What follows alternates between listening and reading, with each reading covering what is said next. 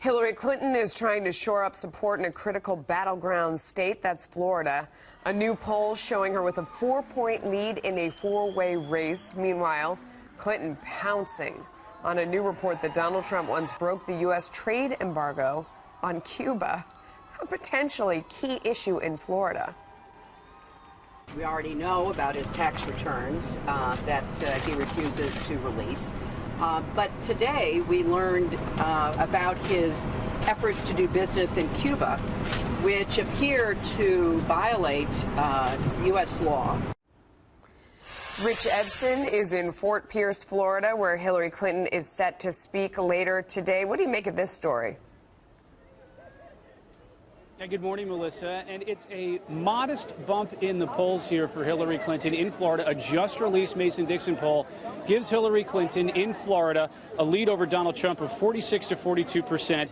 And for Florida and its 29 electoral votes, a key state here, though it is only a 2 percentage point increase for Hillary Clinton over the last time this poll was taken in August. Clinton has two events in Florida here today. A campaign aide says she will be focusing on millennial voters. She says that she will call for a day of national service, asking young people to be part of something bigger than themselves, noting that millennials show interest in volunteering, and therefore that's the way they're going to try to go after millennial voters, in part here in Florida today. Clinton has had some trouble with millennial voters. A Bloomberg poll taken this week shows she only has a 4 percentage point lead over voters younger than 35 years of age in that category. So the Clinton camp, has enlisted the help of Senator Bernie Sanders, who performed much better with millennial voters in their primary.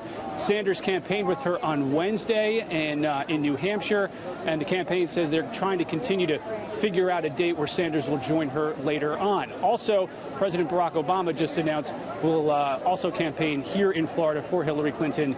That's next week, Melissa. And is she focusing on, is there another key demographic that she's focusing on in Florida in addition to what you said? Yeah, absolutely. Cuban Americans, Melissa, and you alluded to this in the beginning. It's that report that came out from Newsweek. It said that Clinton is now bringing up this story that essentially Donald Trump was, and one of the businesses that he controlled, spent money to explore business opportunities in Cuba and therefore violated the U.S. embargo illegally. Take a listen.